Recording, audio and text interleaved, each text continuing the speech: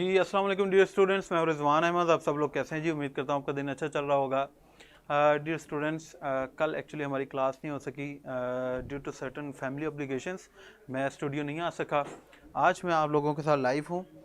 आज हम जो है वो अपना जो हमारा यूनिट 3 है वो पढ़ने जा रहे हैं, ट्राई अगेन, जो बेसिकली है, ठीक है, नाम से पता चलता है कि दोबारा कोशिश करना।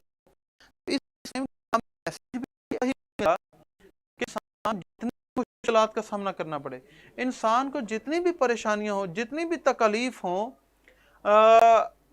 ये अल्लाह ने जब हमें अशरफुल मखलूकात बनाया है तो अल्लाह ने हमें इस काबिल बनाया है कि हम हर मुश्किल को, हर परेशानी को पार कर सकते हैं। और दुनिया के अंदर कामयाब भी वही होते हैं जो मुश्किलात से घबराते नहीं, परेशानियों से घबराते नहीं और बार बार कोशिशें करते रहते हैं। हमने कई ऐसी जो है वो रियल लाइफ हिस्ट्री से हमने एग्जांपल्स देखी हुई हैं। हमें पता है जितने भी बड़े लीडर्स हैं उनके सामने कितनी बड़ी मुश्किलात आती हैं, लेकिन वो मुश्किलात से जो है वो घबराते नहीं। आप सल्लल्लाहु अलैहि वसल्लम की एग्जांपल हमारे सामने, क्या क्या नहीं जो है वो किस तरह कुफार आपके पीछे पड़े रहे, किस तरह जो है वो आपको तंग करते, नाउज़ बिल्ला आपके ऊपर जो है वो कूड़ा फेंकते, वादी कैफ के अंदर पत्थर बरसाए गए, तो हिम्मत नहीं हारी। तो जब इंसान हिम्मत नहीं हारता तो तब वो कामयाब होता है। Try again. तो चाहे जितनी भी हालात मुश्किल हों, चाहे जैसी भी नाकामी हो, हमें दोबारा उठ खड़ा होना है। देखें, शिकस्त का मतलब, हारने का मतलब ये नहीं होता कि आप गिर जाएं। हारने का मतलब ये होता है कि गिरने के बाद आपके अंदर दोबारा जो है वो खड़े होने की जुस्तजू न रहे। तो ये जो एक एम्बिशन है, ये जो जुस्तजू है इंसान के अंदर अपने गोल को अचीव करने की, यही असल में इंसान को कामयाबी की तरफ लेकर जाती है। तो try again, this is a lesson you should heed. तो हमारा जो पोएट है वो बेसिकली आप ये समझिए कि हमें एक मैसेज दे रहा है, हमें एक सबक सिखा रहा है। हीड, हीड का मतलब होता है तवज्जो देना।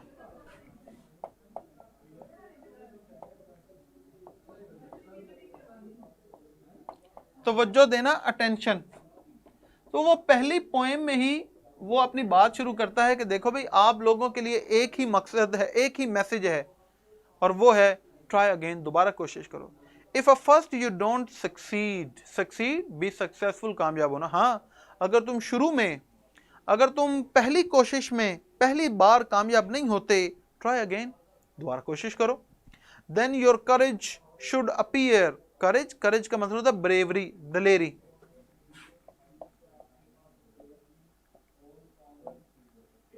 Bravery. Then your courage should appear, और फिर आपकी हिम्मत नजर आनी चाहिए। जब आप दोबारा भी कोशिश कर रहे हो तो ये नहीं कि बस बोझल दिल के साथ ठीक है यार, नहीं होना, मुझे नहीं लगता। जब आप दोबारा भी कोशिश कर रहे हो तो वो हिम्मत, वो जज्बा, वो जोश नजर आना चाहिए। फॉर इफ यू विल परसवेयर, वो परसवेयर का मतलब क्या होता है? साबित कदम रहना, ठीक है। कीप ऑन,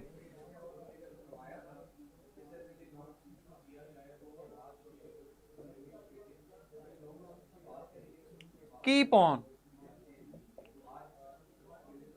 साबित कदम रहना। For if you will persevere, क्योंकि अगर तुम साबित कदम रहोगे, if you continue to struggle hard, if you stay on your path, if you continue to believe in your dreams, you will conquer, तो तुम फतह हासिल कर लोगे। नेवर फियर, कभी भी खौफ अपने दिल के अंदर पैदा मत करो, कभी डरो मत। ट्राई अगेन, दोबारा कोशिश करो। कॉन्कर, कॉन्कर का मतलब वेन, वेन। उसके बाद सेकंड स्टांजा है, वंस और twice though you should fail. अगर तुम एक या दो दफा नाकाम हो भी जाओ, if you would at last prevail, हाँ, मगर तुम आखिर तक डटे रहे। परिवेल, परिवेल का मतलब इसी तरह कायम रहना, गालिब रहना। बी विक्टोरियस, विन, ये कॉन्कर, ये सारा एक ही मतलब है, गालिब आ जाना, प्रिवेल, ठीक है, बी विक्टोरियस।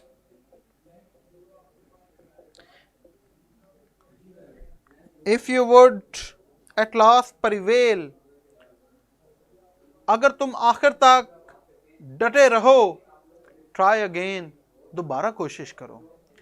इफ वो स्ट्राइव, स्ट्राइव का मतलब होता है सख्त मेहनत करना, try hard, strive, strive, try hard, मेहनत करना, मुशक्कत करना। If we strive TISS no disgrace, ये टिस से पहले देखे अपोस्ट्रोफी कोमा, ये है इट इज। इफ वी, हाँ अगर हम जद्दोजहद करें, अगर तुम जद्दोजहद करो, इट इज नो डिस्ग्रेस, तो मेहनत में कोई आर नहीं है। ये कोई ऐसा नहीं है कि इससे हमारी इज्जत में कमी आ जाएगी कि हम मेहनत क्यों कर रहे हैं। डिस्ग्रेस, शेम, ये हमारे लिए शर्मिंदगी की कोई बात नहीं है। जितनी दफ़ा भी हम कामयाबी हासिल करने के लिए मेहनत करें, कोशिश करें, उतना ही कम है। Though we did not win the race, अगरचे कि तुमने ये बाजी, ये रेस नहीं जीती या नहीं जीत पाओ। What should you do in that case, तो इस सूरत में तुम्हें क्या करना चाहिए?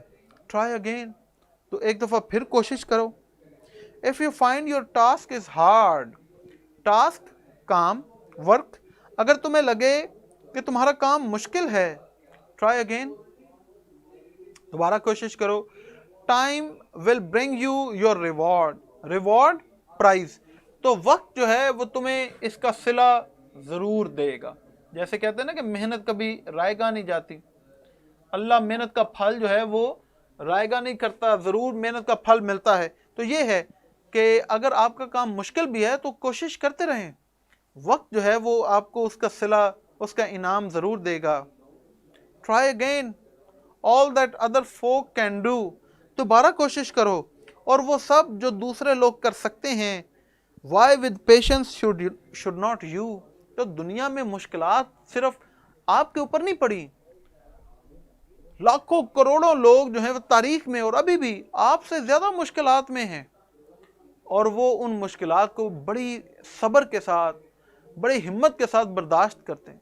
तो जब कोई काम दुनिया के लाखों लोग कर सकते हैं तो आप क्यों नहीं कर सकते? Only keep this rule in view, हाँ सिर्फ यही असूल अपने जहन में रखें कि अगर बाकी कर सकते हैं और बाहिम्मत रह सकते हैं, अगर सब्र से काम कर सकते हैं, तो आपको भी यही असूल अपने जहन में रखना चाहिए। ट्राई अगेन, और एक दफ़ा फिर जो है वो कोशिश करनी चाहिए। ठीक हो गया जी। ये हमारी पोएम है जी, बड़ी ज़बरदस्त पोएम है। हमने पोएम पढ़ ली, इसमें अगर मेरा बेटा किसी वर्ड का मीनिंग आपको नहीं समझ आई, कोई बात पूछना चाहते हैं तो मुझसे पूछ लें जी, फिर आगे चलें हम।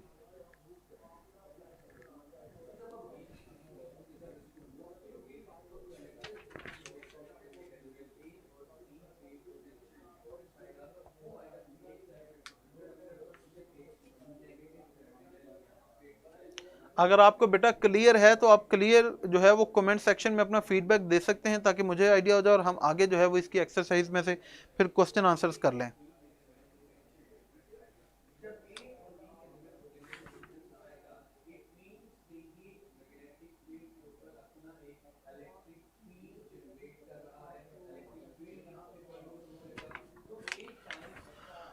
चले जी, इसके हम जो है वो क्वेश्चन आंसर्स करते हैं इसकी एक्सरसाइज में। हमारे पास जो क्वेश्चन नंबर 1 है उसका आंसर हम यहां पर लिखेंगे। क्वेश्चन नंबर 1 है, what does the word preserve mean, preserve का क्या मतलब है? तो हम ऊपर हमने लिखा भी हुआ, प्रिजर्व कीप ऑन, साबित कदम रहना। It means to continue trying to do something,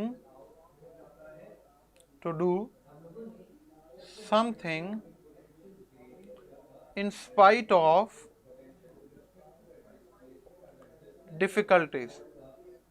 ले जी, ये पहले सवाल का जवाब है कि प्रिजर्व का क्या मतलब होता है? It means to continue trying to do something in spite of difficulties. इसका मतलब है कि मुश्किलात होने के बावजूद। चले अब्दुल्ला, आपने पहले नहीं किए तो बेटा अब कर लें, ठीक है, ये इसी लेसन के अंदर से ही है, ठीक है। इसका मतलब ये है कि आपने जो है वो मुश्किलात होने के बावजूद भी किसी काम को आपने जारी रखना है, साबित कदम रहना है, ठीक है। ओके जी, उसके बाद हमारे पास जो क्वेश्चन नंबर 2 है इस पोएम में से, वो है, उसका आंसर मैं सिर्फ यहां पर लिखूंगा। सवाल है कि if we strive it is no disgrace, explain this sentence. हाँ, अगर हम जद्दोजहद करते हैं तो ये कोई बेइज्जती नहीं है। तो जरा इसको आसान लफ्जों में हम बताएंगे कि इसका क्या मतलब है जी। It means that we should be persistent in striving, full stop.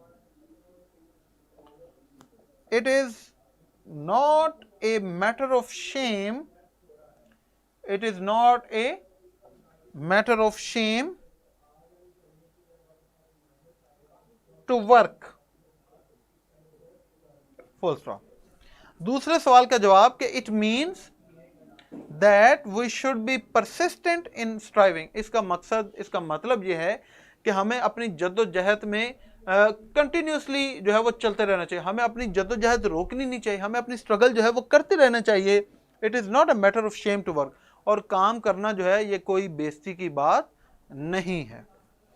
Alright, उसके बाद मेरा बेटा हमारे पास है क्वेश्चन नंबर 3, उसका हम आंसर देखेंगे क्या है। क्वेश्चन नंबर 3 है कि why is the poet repeating the sentence try again, या ये फ्रेज बार बार कोशिश करते रहो, इस पोएम के अंदर इस फ्रेज को क्यों दोहराया गया है?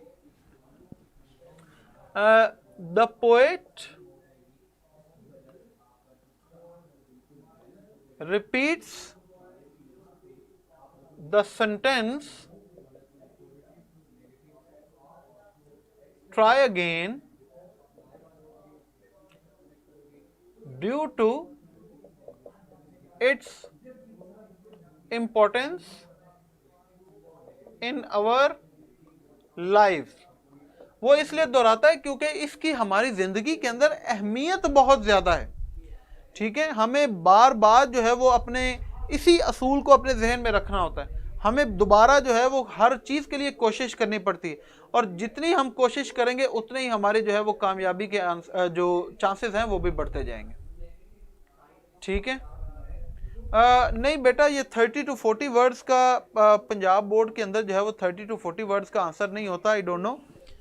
इसकी जो हम समरी वगैरह करेंगे, ठीक है, वो जो है वो बड़ी हो सकती है, लिहाजा ये जो क्वेश्चन आंसर्स हैं ये हमने इतने ही शॉर्ट ही लिखने होते हैं। ठीक हो गया मेरा बेटा?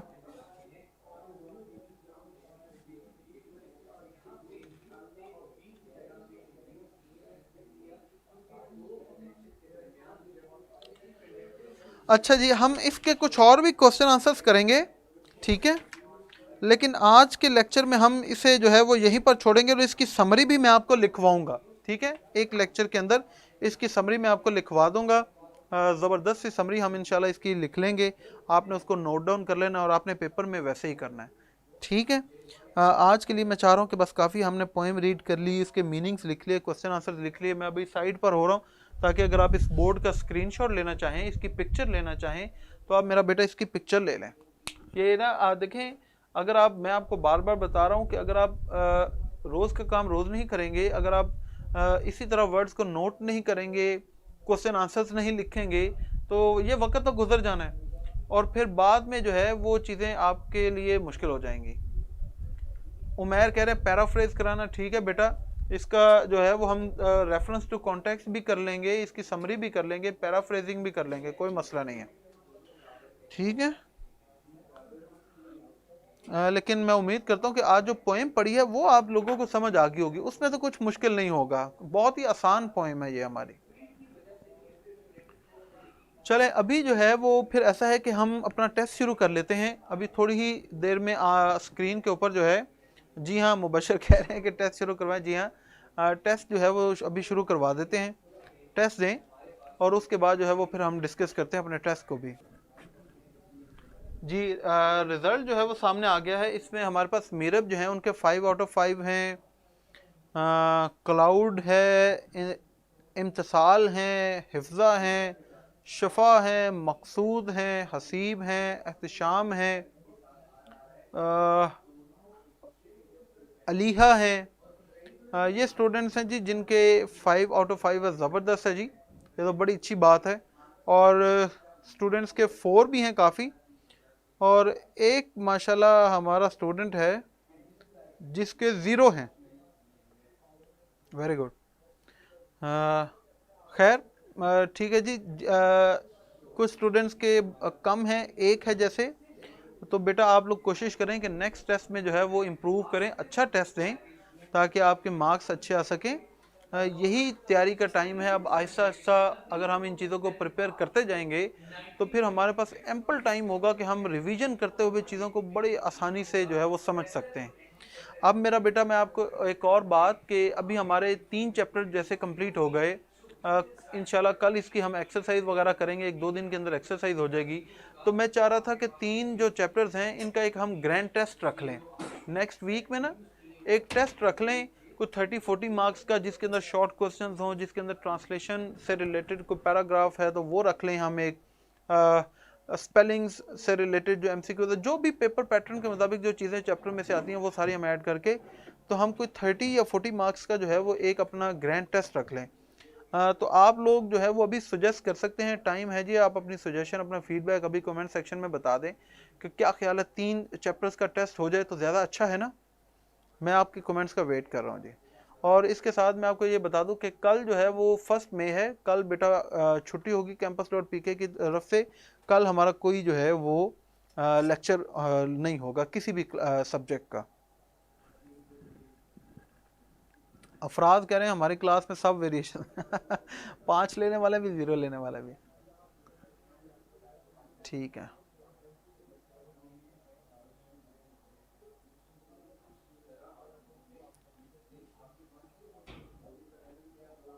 चलें। अनस कह रहे हैं मेरे 5 मार्क्स है, ज़बरदस्त है अनस। अच्छा शाम कह रहे हैं ठीक है सर टेस्ट रख लें, ज़बरदस्त हो गया जी। और भी बच्चों के मैसेजेस आ रहे हैं, बिल्कुल सही है, टेस्ट होना चाहिए। तो नेक्स्ट वीक में इंशाल्लाह हम एक दिन जो है वो मैं आपको फिर सैटरडे को हम अपना एक दिन रख लेंगे कि किस दिन आपका टेस्ट आप चाहते हैं कि हो जाए इंग्लिश का, तो उस दिन जो है वो हम अपना ग्रैंड टेस्ट अंग्रेजी का रख लेंगे। वफा कह रही है कि जो पहला एमसीक्यूज है उसको देखें बेटा, जो सीक्वेंस ऑफ टेंसेज हैं उसमें बहुत सिंपल है कि अगर आपके 2 क्लॉजेज हैं आपके पास जुमले में, एक क्लॉज के अंदर अगर पास्ट इंडेफिनेट है तो दूसरे में हमेशा पास्ट परफेक्ट आती है। ठीक है, तो पहले देखें, पहले एमसीक्यूज के अंदर जो पहली क्लॉज है उसके अंदर वेंट गो की सेकंड फॉर्म, इसका मतलब पास्ट इंडेफिनेट यूज हुआ हुआ है। तो अगले हिस्से में फिर पास्ट परफेक्ट हैड के साथ आगे हमने थर्ड फॉर्म यूज करनी है, तो हैड फिनिश्ड उसकी सही ऑप्शन आएगी। चलो जी आज के लिए इतना ही। जैसे ही मेरा बेटा ये लेक्चर खत्म हो, आपने लेक्चर के बारे में अपना फीडबैक ज़रूर देना है। जिन्होंने अभी तक मुझे फॉलो नहीं किया वो ऊपर मेरी पिक्चर शो होगी, उसे क्लिक करें, वहाँ पर फॉलो की ऑप्शन होगी, उसे भी क्लिक कर लें। अपना ख्याल रखें, दुआ में याद रखें। परसों अब इंशाल्लाह मिलेंगे। अल्लाह हाफ़िज़।